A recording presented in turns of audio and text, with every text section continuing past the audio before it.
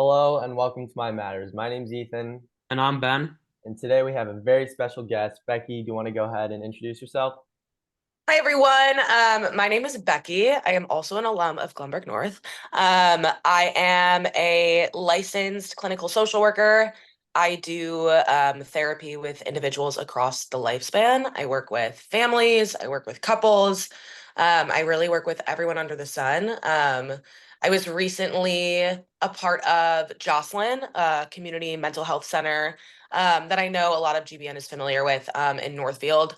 I just finished about 3 years there, and I am now at a private practice in Evanston called Kelly Ray and Associates. It's a really small practice, and I'm basically doing the same stuff, just somewhere different.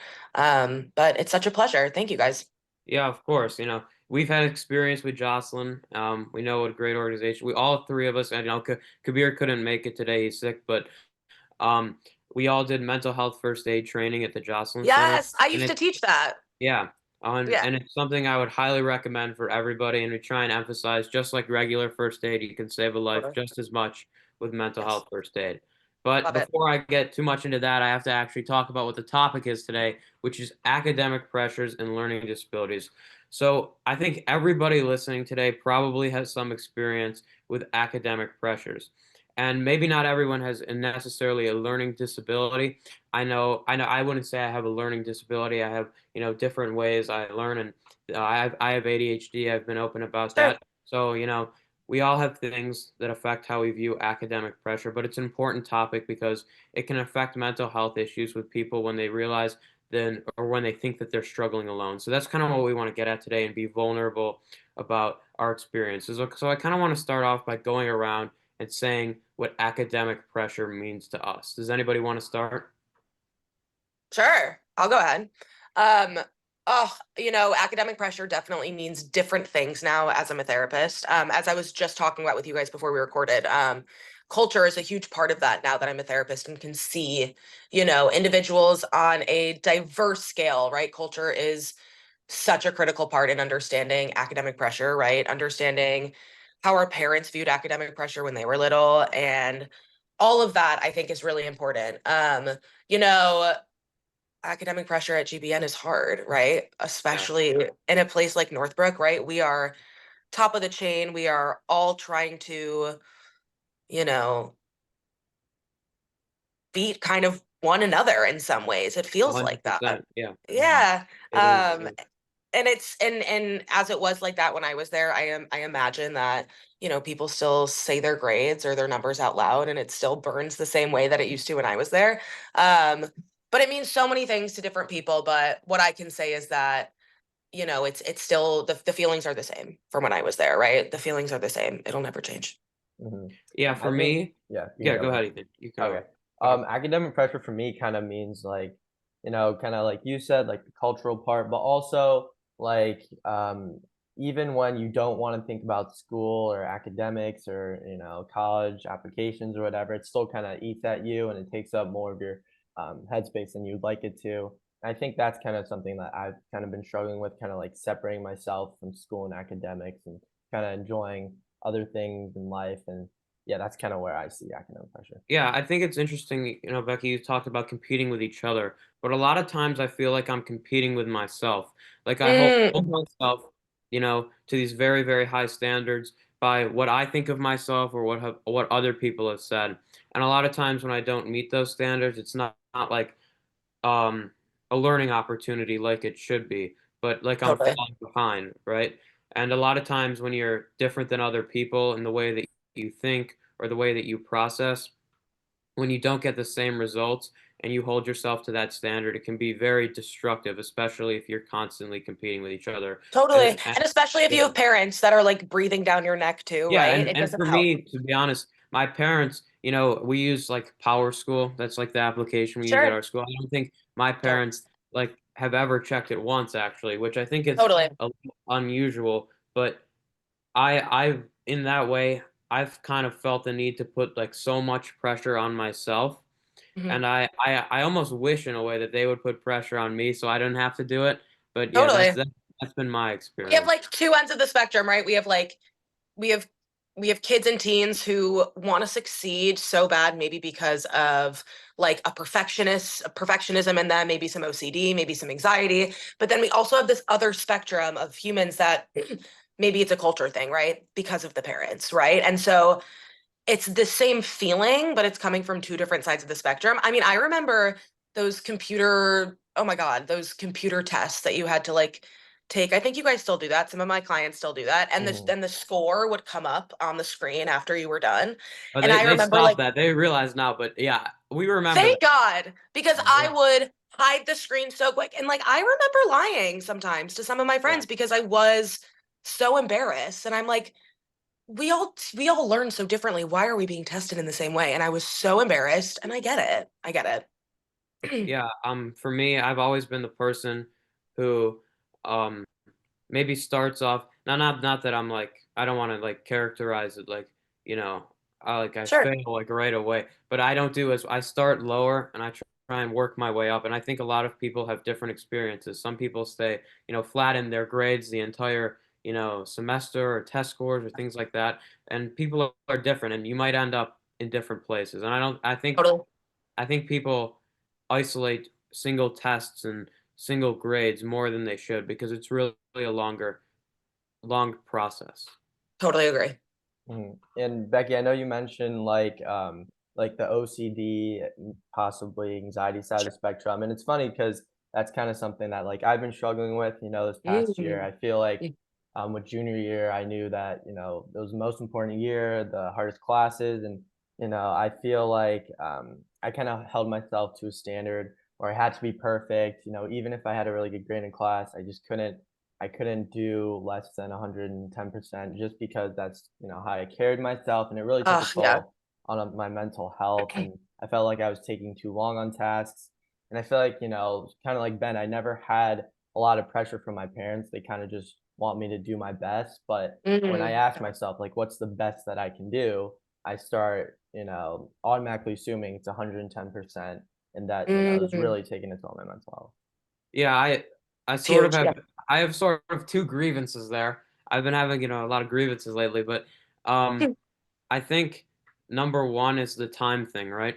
So with my ADHD, and I have pretty bad ADHD. I said in the last Sure. episode, and I'll say it again because I think it's important that ADHD can be a huge asset because when you Huge. think outside, yeah, outside that I would box. So if consider it a I'm, learning disability, Ben. And I know you didn't yeah, in the beginning, but I would yeah, consider it a learning yeah, disability. I try not to say yeah. It's just I'd say it's a learning difference, and for me, Absolutely. you know, Love that better.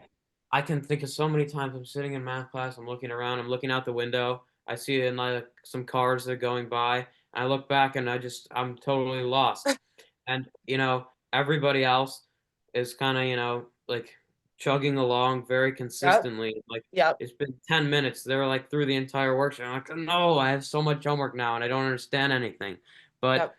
for me, it's always I've kind of embraced like when I get home, like I'm sitting there, I'm laying on the floor, like thinking about what's going on. I try and think about it more deeply and make connections because that's how I think with my ADHD, and it's been a huge tool for me. So I would say with the time thing, like people always ask like, oh, how much time did this assignment take you, and things like that, and I think that's just as dangerous of a comparison as grades because it tries to force people into learning habits that are not right for them. So like if I ask somebody about an English assignment and it's like, oh, it only took me an hour, I'm like, that's great, but if I It try could and do take me, that, yeah. Yeah. I have It to, could take me three. I have to take breaks, so maybe some other people don't. Um, but Totally. yeah, and yeah, so Um, um, I totally get that. I like that you said learning difference. I love that.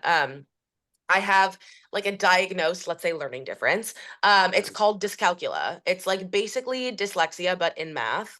And I feel like this could be helpful for anyone who's watching. Like, if you have struggled with math your whole life and you're like staring at numbers sometimes and you're like, I've never been able to compute this regularly, maybe you have this and you have no idea. I'm just putting it out there. A lot of people, when I explain this, are like, I didn't know that existed. And I'm like, no, yeah.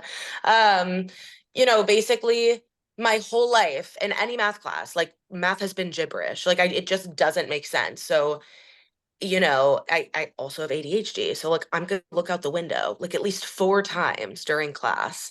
And that I'm sure at as like hell 10. That's means pretty good. I mean, Right? it's That tempting. means Pretty good. absolutely that Yeah. like not only with my ADHD, but the fact that like the system that we're in is so fast. And like if one kiddo needs to slow down, we don't sometimes have the space and means to do that, right? And then we're now in a space. I did have a math tutor growing up who like really saved my life and went over every lesson that I had. But I would shout her out. I don't know if she's still working, but yeah, it was such a disorienting, like lost feeling. Like, oh my God, I would never wish to be sitting in the middle of a math class right now. And through college and high school, it was like the math teachers that did notice that I like needed more space and time and put that in for me that I will always remember. Yeah, 100%. There are some teachers who I would say are very old school and not open to things like that, you know. Yeah. And Yeah. there's a way to approach it. It's fine, but yeah, I have many great memories of teachers as well who have been, recognizing and Totally. respecting, and it's about respecting. I don't view it as like pity, like I feel bad for you about this. I don't know about just calculus or that. I can only speak on my experiences with Sure. ADHD, but it's not like pity, like I'm so sorry that you have this. I'm gonna give you extra time. It's like, no, you think deeper about things, you make Yes. connections. And Yeah. I've never had extra time actually, but they like extra help. They're always open to asking questions. I like to ask a lot of questions. Maybe some of them are Mhm. crazy or ridiculous, but I'm Mhm. always appreciative when teachers take the time. So Totally. And so I had a plan. I had accommodations in place to make sure that I like did have extra time and that I had that space to like take, extra steps if needed. And, my biggest tip to anyone who is like struggling in a class, whether it's math, whether it's dyslexia in English, like any of these more so invisible learning disabilities, learning differences, like my tip always, and I say this to all of my clients, and it's easier said than done if the teacher is great, but like create relationships with your teachers, right? Like intentionally create space for your teacher to see, hey, like I'm doing the best that I can, and please know that. And I'm struggling so deeply in your class, right? I have this great story of this college professor who like I struggled with. I was at a 65 and I needed a 70 to stay in that class, to stay in the specific program that I was in, whatever the situation was. And he bumped my grade 5% just because like he knew that I could not have done. I think I was almost a senior, or maybe it was a junior in college. He knew I like did everything I could. And there's just this, and I'm a therapist, like I'm not going to need to do math ever without my yeah, phone or a calculator, right? Um, it was a social work statistics course, and I never need to do anything without a calculator or my phone. But he gave me the 5%, and I was like, this is why relationships are so important too, right? yeah, Key. exactly. I also think, it's an interesting conversation to have. Like you said, how often do you use, the information you learned in that class? Never. Never. Ever, ever, So, never. I mean, never. maybe if I had took a more research-based Yeah. social work, but still, like at this point in time, research we look at on phones. We're not computing like we're not doing that on our own, right? It's Yeah. fortunate and unfortunate. I think it's an interesting conversation, because you said like would you have gotten kicked out of your program if you didn't get that? No, but I I think I would have had to have an extra conversation if I had a D in a course. The rest of my courses were B's and A's mostly. And so Yeah. having that D, someone would have been like, what is that? So I think I was just like, I don't want to have further conversations. And um, it was I had a couple great professors that knew that I couldn't have done anything more, you know? Right. And I just want to, Ethan, I'm talking a lot, but No, I'll you're let good. you You're talk good. too. But I want to kind of bring it back to something you both said, trying your best, right? Ethan said like your parents say as long as you're trying your best, and it always bothers me when people say, grades don't matter as long as you're trying your absolute best, because I don't know what that means. Like I Mm, don't know if that means 100% don't value your social life at all. Not that I have the greatest social life ever. I'll be honest about that. I have pretty bad social anxiety. I'm sure. sure a lot of you can relate to that too. But I want to kind of get your sense, Ethan and Becky. What does trying your best mean? Ethan, your experience as a student, and Becky, your experience as a therapist, and kind of valuing your mental health as well. Ethan, Yes. go ahead. I want to hear you Okay, yeah. first. So I feel like trying my best, like I said, I've been struggling with OCD and being perfect. Um, and trying my best, this past year meant like giving everything 110%, like if there's a reading to do for English, and it should take 45 minutes, I'd take an hour and a half just because I need to get the most out of it. And, Yeah. if that meant pushing aside my social life or anything else, I would, because, school, for me, it's like my number one priority. But I feel like trying your best. I've trying to been working on accepting the fact that I'm going to make mistakes, and you can't be perfect all the time. And, being successful doesn't mean being perfect. You don't need to get everything right to be perfect. On test scores, on ACTs, like Ben, like at 36, you can still get on the ACT, you can still get a few questions wrong, and I know that's still a very high score, but like I feel like just reframing your mindset towards that, like an A is not just 100%. It can be at Totally. 89.5, and just I feel like learning that and not always trying to do 110%, maybe just giving as much as you can on each day. That's kind of my version of like doing my best. Yeah,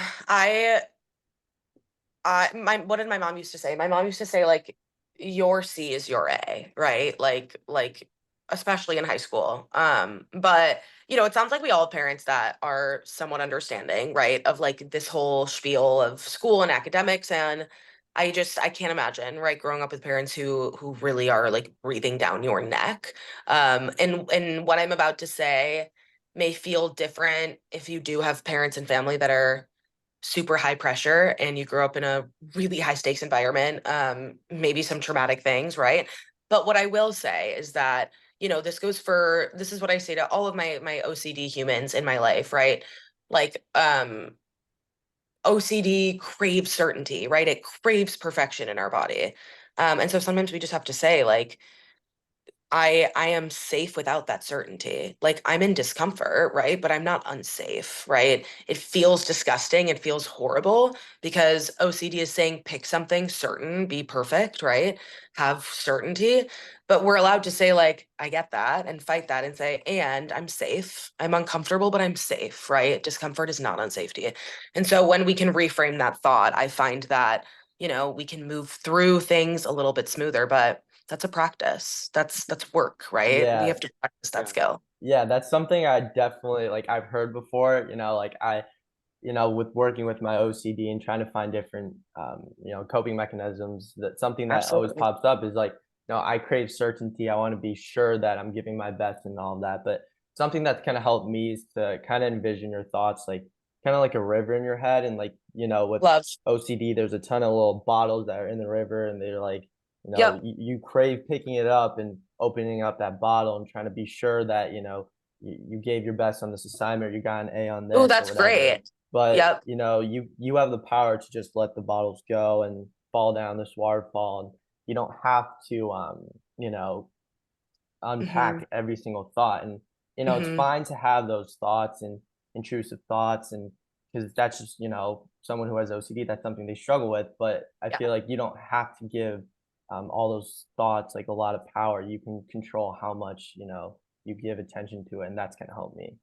And it's so hard, right? It's Yeah, so hard. I think, I always say that like OCD and like, obviously like suicidality, those are two emotions that like no one really can understand the depth of how discomforting that feels unless you've lived in like the OCD spiral of a thought, right? Like it's horrible. It's horrible. And trying to tell your body that like you don't need to look at any of the messages in the bottles, like they can literally go by and you will be safe and okay and alive is so hard, right? yeah. And for people who haven't experienced anxiety, I think that can be hard to understand. Yeah. I can't speak on specific OCD experiences like Ethan has, but I can speak towards my social anxiety disorder. Ooh, And yeah. I I say this a lot. I don't like sharing this story because it's sort of embarrassing, but I think it's important for people to hear. Like as a kid, if you look at me in like pictures of me like a little kid in the classroom, I'd be like the little kid, like everybody would be like sitting in a circle. I'd be like in the corner with like my ears covered and like Sure. doing, Oh, so that was me. Probably still is a little bit, but that's okay. Me But too. Me too, yeah, dude. I get it. but I can definitely speak on like the just like fear I have of events, and I try and do a lot to get out of events actually. It's crippling, yeah. Yeah, I know, and I need to work on that. So it is definitely a process. It's so hard to And push even to yourself. yourself, you can say in that, right? Yeah. Like, I am in Mhm. discomfort and like making this risk or Yes, taking this opportunity to it's go it's out, exactly that. It's a perfect and fit I'm for safe. social anxiety too. Mhm. It's discomfort, but it's not, you know, On safety, unsafe. totally.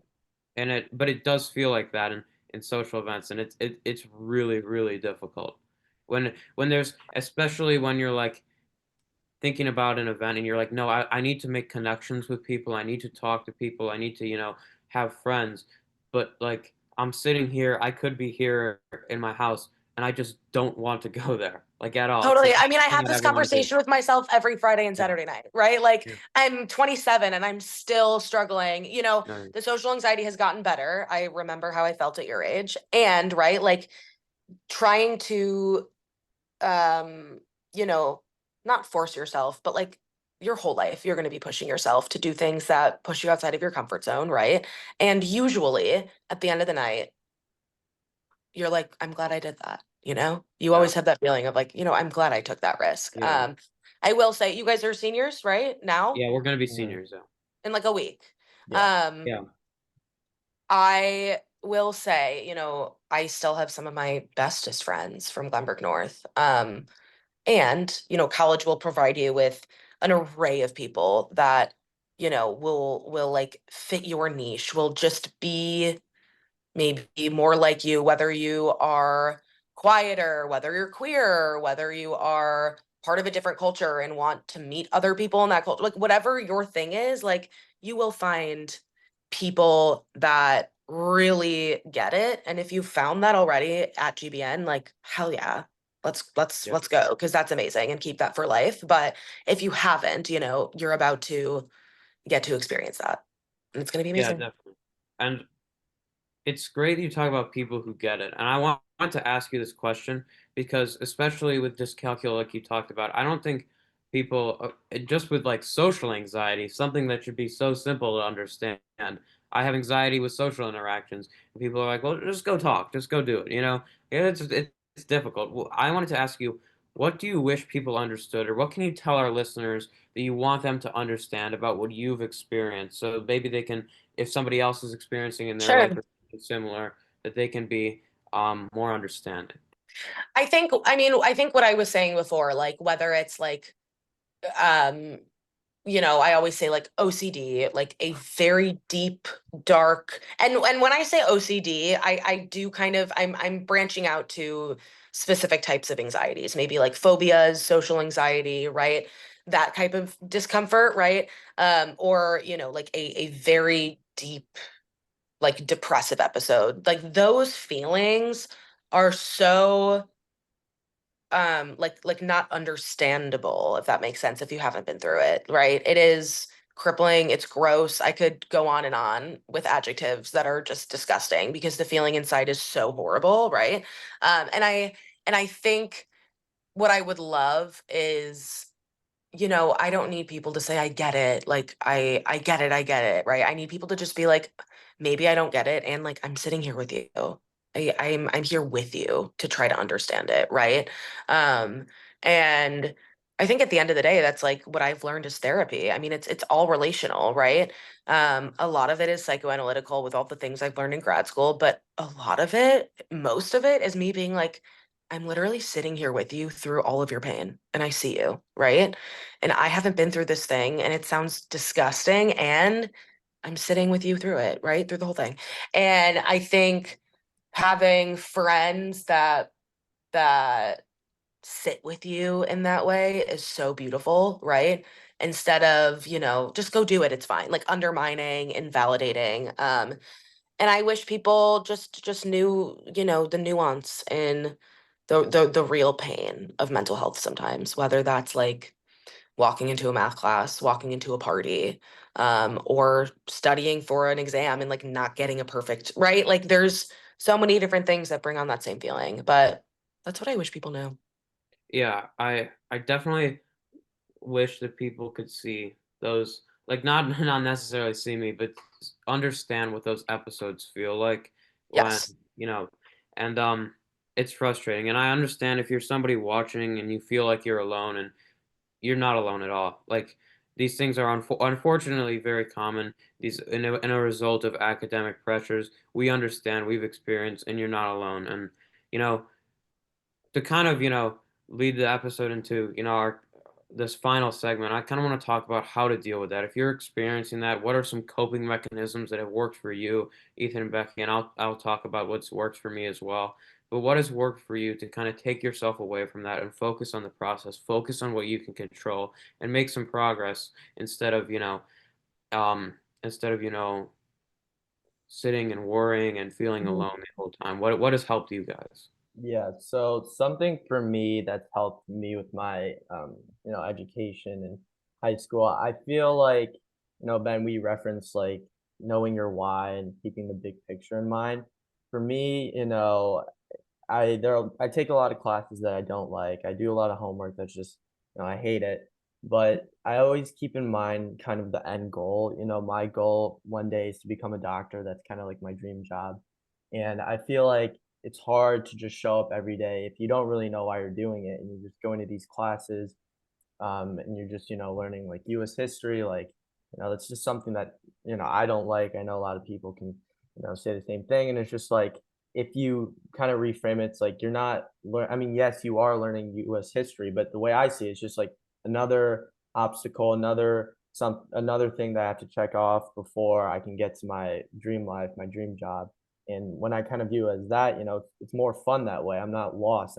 There's a purpose, there's a reason for putting myself through all this stress and perfectionism. And, even though I try to work on that and just, keeping that in mind, I think helps. And then also, on top of like finding your why, I think keeping in mind that some people want to, make life easy and kind of avoid talking about their problems and not embracing them. But, this is also something I kind of mentioned before, like, challenges make your success sweeter. Like, kind of like a video game. If you had no learning differences or no anything, right? And you kind of just were the smartest kid ever and you kind of just sailed through your school career, getting to the end wouldn't be as successful or wouldn't feel as good, in my Mhm, opinion. And mhm. like all these challenges will make your story better and will make your success sweeter. So yeah, those are my two. I love that. Yeah, I love that first one too, like putting intention behind, it's not just like it feels like we're going from class to class, learning things we'll never use, and like feeling like we put intention behind it, like can make the process a little bit easier.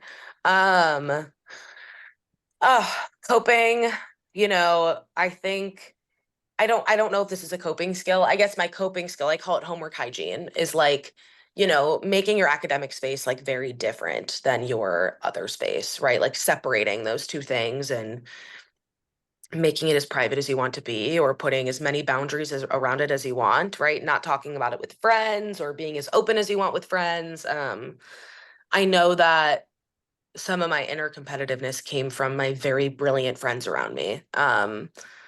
Who were so brilliant and like got A's all the time, right? And like were so very smart. Not that I wasn't, but I wasn't succeeding in the system that was, in place for us. And so being around people where they were succeeding, that was hard. And so I needed to set more boundaries around my academic life. And then, I think for studying and doing homework, I always say homework hygiene, like make your space nice. I don't want you like working at the kitchen table where like your brother's eating and like your mom's annoying you. Like make your space nice, go into your room, right? Like I always say that to my clients. And then my other suggestion is building those relationships with your teachers, right? Like if you're struggling in that class, like relationships are everything. And that could be a good exposure if you have social anxiety, because I know creating, relationships with teachers can be daunting. It can be hard, but at the end of the day, like them, really getting a good look at how you learn at how hard you're trying at, and again, how hard you're trying, as you said, is subjective, right? But those relationships can be really helpful. And so, you know, boundaries, relationships, all of the good therapeutic things. Yeah, those are both so great, and I would say that mine kind of sort of similar to Ethan's, and that you have to have a vision of yourself that you're proud of. Think about yourself. What do you like about yourself? What Mm, what do you like?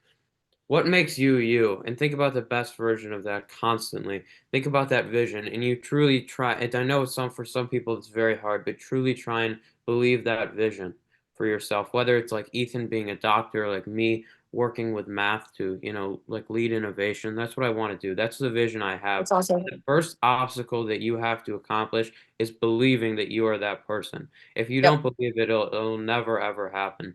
So I think having that confidence, first of all, and make it about working towards that goal, that why, not going and competing with your friends who got a better test score, but working towards that vision and that goal and constantly believing it. That leads to a lot of success. I've had failures, I've had big academic failures in my life actually, and they've all come from competing and, chasing a number or something like that. But really, Yeah. when it's about that why, when it's about that vision that you believe in your heart that you truly encapsulate, that's where all of my success comes from. So I would really, really recommend that. And secondly, just make it seem not like a grade or like a number, but make it seem like interesting. Like for me with math. Now recently, it's kind of been like a curve in high school. I've gotten, better with as I've been able to focus a little bit more on math. But it's really what I'm passionate about, right? It's not about the grade. I love just like sitting. I know this probably definitely doesn't describe your situation, obviously, with not to, like not to, over focus on that. But for me, I'm very Sure. passionate about math. So Sure. I love sitting and thinking about math, and that might lead to better grades in the future, but it's so much satisfaction to me when I like get that understanding. So make it a game with yourself, not about grades, but about understanding. So I would say vision and and understanding are the two things that I would chase, and not that competitiveness. I love that. That's great. I always say that about a lot of things, including like body, right? Like it's not about the number. It's about how you feel about the thing, right? Always. Like it's not about the grade, it's not about the scale, it's not about the numbers. It's about how your body feels and how your mind feels when you're in that class, right? And grades don't define you, blah blah blah, you know that. But I think that is easier said than done because a lot of times we find ourselves in spirals where it feels like our grades are defining us. Yeah, and just to add on to that, Ben, you said like math, you love thinking about it. You could say you're like obsessed with it. Like I feel Yeah. like something I've heard that helps is like obsession wins. Like it might not be school, but if you can find that one thing that you're obsessed with, that you really enjoy, makes you feel good, whatever that is, I think that's also really important. Yeah, That's be great. obsessed with medicine or math or Yeah. social work and all very important things. Don't be obsessed with Become like obsessed with feelings with me. yeah, I love it. That's my obsession. yeah, Mhm. Emotions. I love yeah. it. So yeah, I think Yeah. that's good advice. All right. Well, Becky, it was a pleasure to have you on So great, the guys. podcast today. Yeah, Do you want to just one more time like give your website or contact info or something if anyone Sure. wants to get in touch? Um, yes, I love this advertisement. Again, my name is Becky. You can find me on Psychology Today. My last name is Shulman, Shulman. I'm on Psychology Today, and then I'm on my practice's website, which is Kelly Ray and Associates. We are located in Evanston. If you are watching this and you need a therapist or you're feeling like we're describing a lot of the feelings that you are experiencing right now, if you type my name into any search engine, Becky Shulman, you will find me on either of those pages. But my email is bshulmanLCSW@gmail.com. If anyone has questions or they're in a space right now and feel lost, I'm so honored and will be able to help you. But Ethan, Ben, and your other third friend that is not here, this is such a lovely podcast and so cool. So keep it up, please. And thank I will you. be watching. All right. Thank you. Ben, Bye, anything guys. else? No, nothing else. Just thank you again for coming today. Your perspective was so great to hear, and it's so exciting when we get to have such a guest who, is so passionate about I love social, it. is so open and vulnerable, and because it's hard for us, and we talked about this in our New York Times episode. There is, the social tax to, especially guys in high school, like doing this episode, you Oh, know, yeah.